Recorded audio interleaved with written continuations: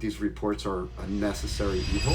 By 2025, and the end of this year, every condo association, no matter the age, is going to have to come out with something called a SIRS report, a Structural Integrity Reserve Study. This study is going to tell the associations what they need to reserve for and a structural integrity of the building, such as the roof, the structure, including load-bearing walls and other primary structural members and primary structural systems that are defined in Florida Statute 627.706. Fireproofing and fire protection systems, plumbing, electrical systems, waterproofing and exterior painting. This is very common and very much needed in South Florida with the salt in the air. Windows and exterior doors. And lastly, any other item that has deferred maintenance, expense, or replacement cost that exceeds $10,000 and a failure to replace or maintain such a negative item affects the items listed above as determined by the visual inspection portion of the Structural Integrity Reserve Study. So these will all have to be done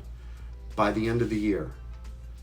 This is one of the many reasons why people think that 2025 is a terrible time to buy a condo. Mostly the condos that are 30 years and older are going to have ginormous assessments, and some people may not be able to afford them, therefore leading to fire sales and some buildings having a lot of units for sale. What's happened is that developers have caught on to it, and they're going around to a lot of these older buildings and putting contracts on every unit in the building to try to buy people out. I can't say for sure what exactly is going to happen.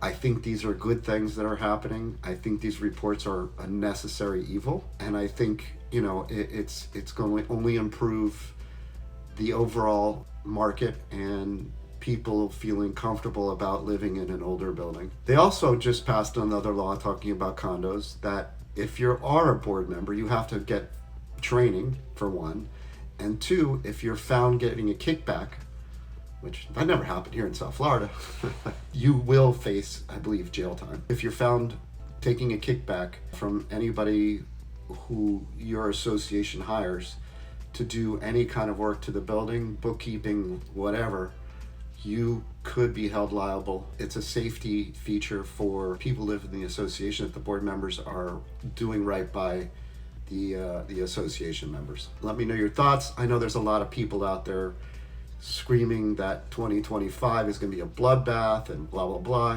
How many times have we heard that in the Miami market? I think that there will be an influx of units, and there already are, and I think a lot of people are watching this closely and kind of hesitating on what to do. But people that come out of this will be stronger.